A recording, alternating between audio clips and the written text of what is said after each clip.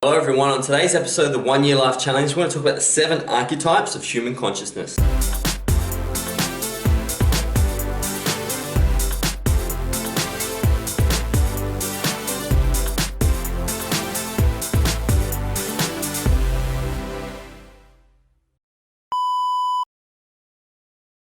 We're going real deep these days, real deep. We're getting into the archetypes of human consciousness and we're ready. You know, we've done over 100 videos now. We're starting to understand repeating patterns of the cosmos manifest into slower vibrational frequencies, creating matter, which is as that matter becomes conscious in order to improve the conditions of its overall state. So today we're going to talk about those archetypes that keep repeating so we can identify them better. Now, as always, I'm going to reach into the collective unconscious and pull out a quote from someone who's done it before, and that quote is, "You have to think of your brand as a kind of myth. A myth is a compelling story that is archetypal. If you know the teachings of Carl Jung, it has to have an emotional content and all the themes of a great story: mystery, magic, adventure, intrigue, conflicts, contradictions, and paradox." From Deepak Chopra. Deepak Chopra is a great thinker. He's written some incredible books. And we've just done the video on the hero's journey, so you're starting to understand these archetypes make our way into our lives, and as we understand them and recognize those signposts, we can move forward. So, and you know what I love about the quote by Deepak Chopra? He's not saying it's going to be fun, bells and whistles the whole time. That's not what archetypes are about. Archetypes are about overcoming obstacles, becoming the best version of you, resistance, pain, challenge, vision, okay, supernatural abilities, you know, the ability to transcend yourself. And that is fun. I have a saying, like, sometimes it does my head in. If you've ever seen the Truman Show, Truman Show is a movie about Jim Carrey. He's a great guy, a great smart guy. And basically they keep him in this like field, this sort of this set movie. So he doesn't know it's a movie set, but basically they film it's like the ultimate reality TV show. And one of the challenges is every once in a while he bumps into someone who he recognises, and he sees that as deja vu. But what's actually happening is the directors of the show are running out of cast members. So sometimes the janitor that he meets at the swimming centre has to be the police officer at the lights, because they only have so many cast members. And I say this all the time, when I see people, who is that person? I've seen them before in a different role. I think to myself, God's running out of cast members to bring into my life, and He's recycling them, because our life really is this amazing series of archetypes and repeating patterns that we can observe. And I say that all the time. You look familiar. God is running out of cast members. Tell me all about yourself. I want to know where you come from and your archetype and what you have to bring to me and what I have to bring to you, because obviously I'm an archetype as well. You may be able to decide by learning these 7 types what type of archetype I am. I don't know. I just enjoy living it.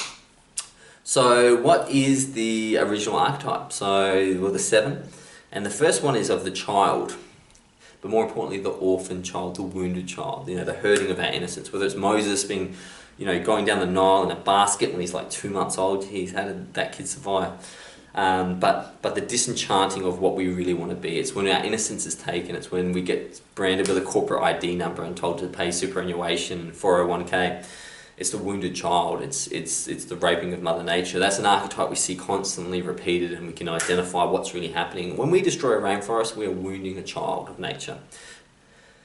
The second archetype is the ruler. So the people who take on the power of authority, they are rulers. They expect things to fall in line, and we can see almost immediately how this works. You know, there were studies done in America, and you would know the prison studies. I think the Stanford prison studies are the ones that had to close off because the actors who were prison wardens started becoming prison wardens and beating the prisoners. But there's also one where I've seen a system where a dude who's a scientist in all the scientific garb tells a person who's employed for the day to turn up a electrostimulus on a bloke who answers questions. So the idea is, if he gets the question wrong, you click it once and it gives him a little bit, you know, shock. But if he keeps getting it wrong, you go up on the pain scale. And this bloke is told that when you get to 8, it could kill them. And the crazy thing is, as they get to 6 and 7, they start worrying. But as long as there's an authority figure there, the archetype of a leader, quite often people will turn to 8 and imaginarily kill this person. Obviously it's an actor in the other room, but the person doesn't know that. So just be aware, when you fall into line with authority, understand the archetype in front of you. Therefore you have a better chance of really doing the right thing. Then there's the clown, the comedian, you know, the Jim Carrey, the Jim Belushi, the geniuses who express their genius through laughter. The clown is fantastic because it reminds me that there is a God, there's a universe, there's a collective unconscious, because laughter is unnecessary. We don't need laughter to kill a mammoth and to eat it. Laughter is joyous expression of the soul, and clowns will be an archetype that we see through our lives and perhaps take on. Then there's the visionary, the person who can see what we can't see. And they are so important because they create the imaginary process that we can live into. Some visionaries are fantastic. For example, Jesus, what an incredible visionary, talking about the kingdom of God coming to heaven. He's very, very important, obviously. The Son of God's always important. But then there's visionaries like Hitler, who envisioned a world where only white people reign supreme. And we have to be aware of these visionaries, and they'll keep popping up and only choose the ones that serve the good.